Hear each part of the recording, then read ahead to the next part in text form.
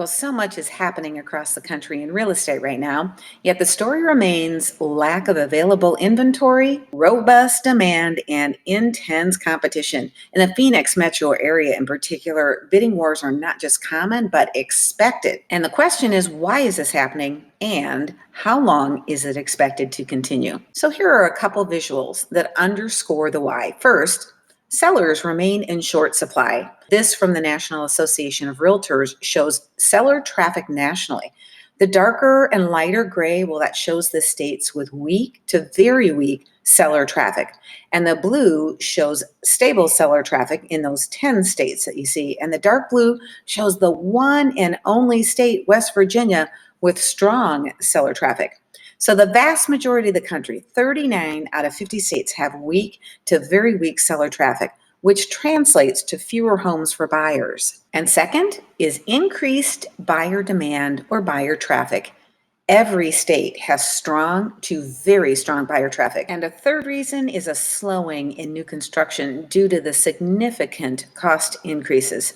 So very weak seller traffic with very strong buyer traffic and increased costs for new construction, fewer sellers and more buyers explains why buyers are doing anything and everything they can to stand out. And it's the difference between getting that dream home or winding up empty-handed. So for the buyers whose offers don't stand up and they end up empty-handed, well, we're now seeing buyer fatigue or buyer dropout. They've been outbid or their offer was declined in favor of an all-cash offer or some other creative term that's attractive to the seller. And that brings us to the how long is this going to last question. As buyer fatigue tempts buyers to drop out, there may be some positive news for buyers, encouraging them to stay the course.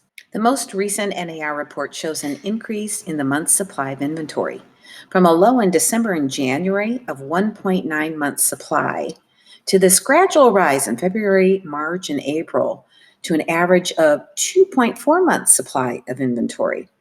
And locally for the Phoenix metro market, demand is higher than ever. The overall average for the Phoenix metro area is 0.8 months supply or a 24-day supply.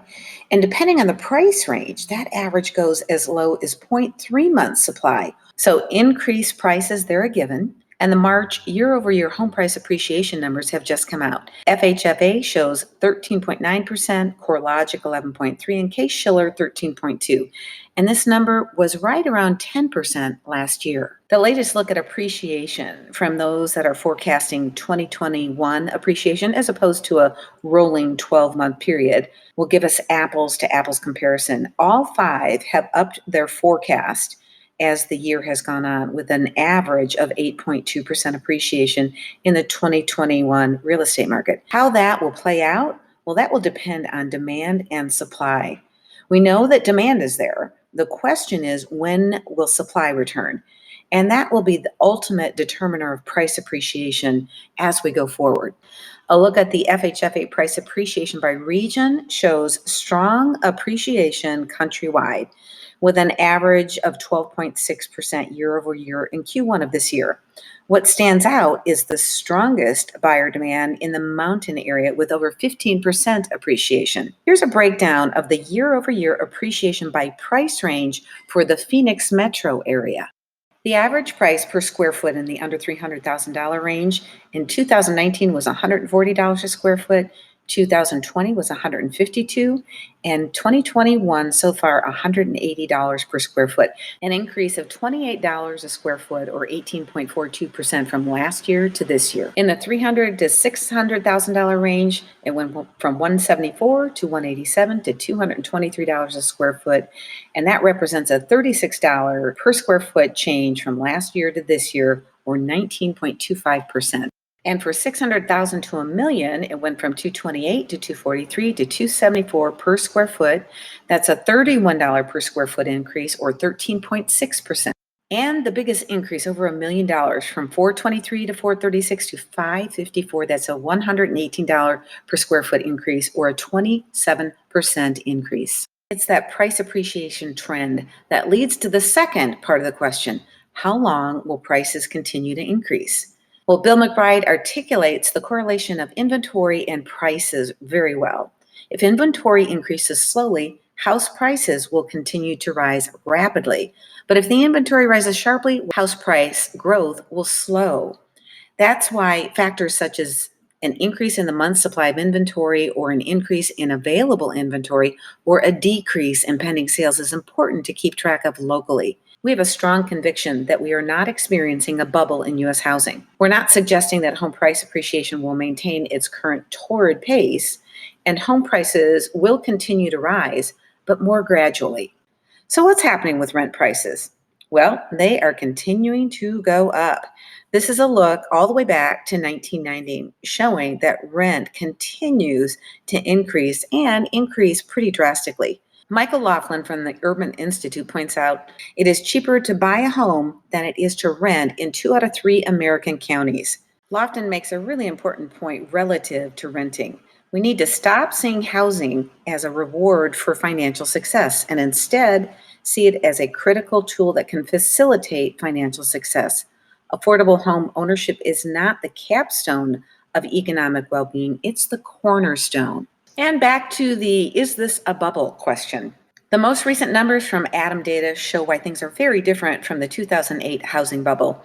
Homes with at least 50% equity are skyrocketing. 17 million homes in this country with a mortgage are considered equity rich, meaning they have a greater than 50% equity. That's 31.9% of properties that have a mortgage have greater than 50% equity, and 38% are owned free and clear. Not only is that significant equity, that is very different than the circumstances of 2008. So, a quick look at what the wealth management and top financial institutions are saying about housing. From JP Morgan, housing prices have spiked during the last 6 to 9 months, but we don't expect them to fall soon.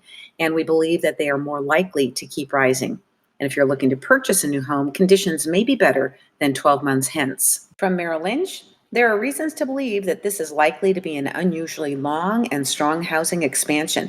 Demand is very strong because the biggest demographic cohort in history is moving through the household formation and peak home buying stages of its life cycle. Okay, what they're talking about, of course, are millennials. They're now ready and able to buy homes. And this from Goldman Sachs. Strong demand for housing looks sustainable. Even before the pandemic, demographic tailwinds and historically low mortgage rates had pushed demand to high levels. Consumer surveys indicate that household buying intentions are now the highest in 20 years. As a result, the model projects double-digit price gains both for this year and next. So across the board, wealth managers and institutions are saying they expect this to continue into the coming year. So if you or someone you know is in the hunt right now, stay in the hunt. For fatigued buyers wondering if it's worth it, here's the last thing we'll share. The Gallup survey has come out, and Americans' choice of the best of long-term investment has been real estate.